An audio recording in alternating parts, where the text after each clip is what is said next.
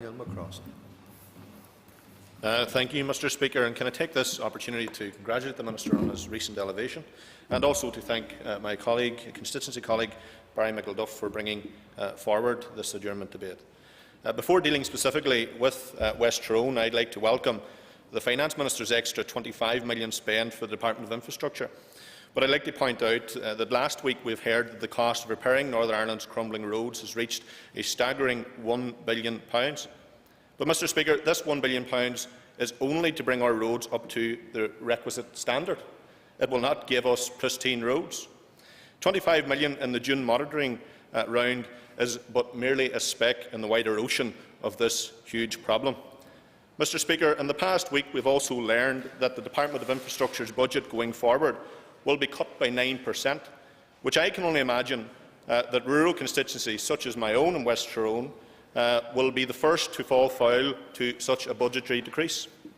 So I call on the Minister, and I am glad that he stayed to respond to this debate, to outline the nature of these cuts and how they will impact upon the roads maintenance budget, especially in the West. But turning specifically, Mr. Speaker, to West Tyrone, I am a strong proponent of green energy and the use of public transport. But when you look across my constituency, rural public transport is not at a level that is required of our people there. We have no railway service, and buses do not serve many of our rural communities, at least not on a consistent enough basis. The people of West Tyrone are thus heavily reliant on their own personal transport for work, for accessing health services, hospital services, education facilities, banks and post offices. Access to these services can be a big challenge, and it is vitally important that these communities have the proper roads infrastructure in place to accommodate such need. Mr. Speaker, there is a growing anger and frustration amongst local people about the decline in the state of the road network. They are angry that the issue does not get the attention that it deserves from the Executive. Nearly every day, like Mr McElduff's offices and his fellow Sinn Féin colleagues, and again Ross and Tom's, our constituents are telling us that they pay their rates, they pay their road tax, and just like everyone else. So why is the roads in such a terrible condition in West Tyrone, and why are we being ignored? In West Tyrone, it is well known, particularly given that we are a bordering constituency, that Donegal's roads are quite terrible. And I have heard many comparisons of late that our roads are very similar, if not worse in certain parts, to that of our neighbouring constituency.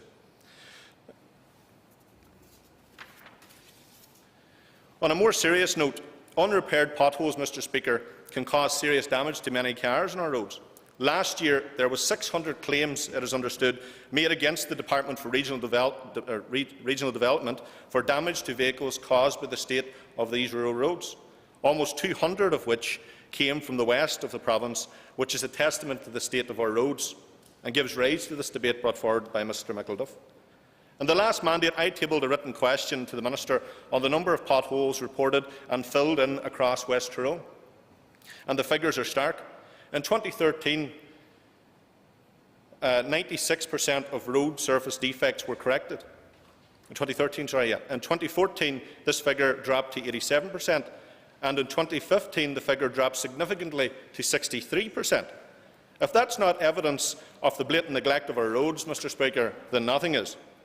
Every single week, we receive complaints from constituents in our offices in relation to their cars hitting potholes or other road surface defects, from places like Gorchin, Fintona, Plumbridge, Castledare, right across to Victoria Bridge, Newton Stewart, Ballinagorry, Ardy-Garvan and as far as Girvahy.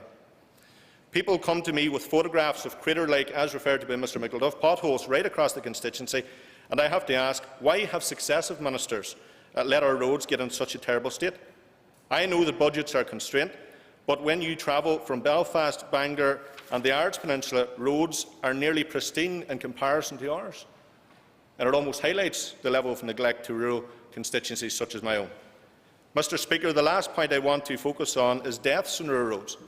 A report conducted this year by detailed data reveals that a staggering 74% of road deaths occur on our rural roads. This includes drivers, pedestrians, motorcyclists, passengers and cyclists, anyone that practically lives in a rural constituency. There are a number of issues that arise here, such as the provision of street lighting, whether more crash barriers are needed, and in terms of enforcing rural speed limits. Too many people, especially young people, are losing their lives on rural roads. To conclude my remarks, Mr Speaker, it is important that this Assembly invest properly in rural roads infrastructure in West Tyrone. And it's not just about ensuring that the potholes are filled, but ensuring that the roads that are most dangerous, the roads that are turning on corners, the roads that haven't got sufficient signage on corners, the roads that haven't got sufficient barriers on corners are also receiving the necessary attention required from the Department. And an example of that, if I'm going to be very local and parochial, is in Strabane on the Bally Road, where you're going along the old Strabane Glen, and Michaela Boyle will be familiar with this road, and the road almost goes off like a cliff. And it's a very narrow road, so when two cars come to meet, one has to pull in, but in a dark night it's very difficult to tell, especially if you're a stranger, that there's no actual bank in there, that you could end up going over the ditch and to quite a height. Now, I arranged to meet with road service on numerous occasions, and they told me on countless occasions it wasn't their responsibility because it was privately owned property. But there was a verge there which could have accommodated the concern of the people who brought it to our attention. And I'll finish by basically saying there's too many damaged vehicles that are being damaged unnecessarily as a result of these roads, and it is something that frustrates everybody, because many homeowners now, there's possibly 3 cars to some degree at houses now, particularly in rural constituencies where they depend on their own transport, and it's one of the biggest concerns next to rural broadband. And again, I welcome that debate next week, because it is very realistic and it has been highlighted right across the constituency in recent weeks and months. So I thank the Minister for listening to the remarks, and hopefully his department will do what he can to accommodate them. Thank you, Mr Speaker. Mr. Declan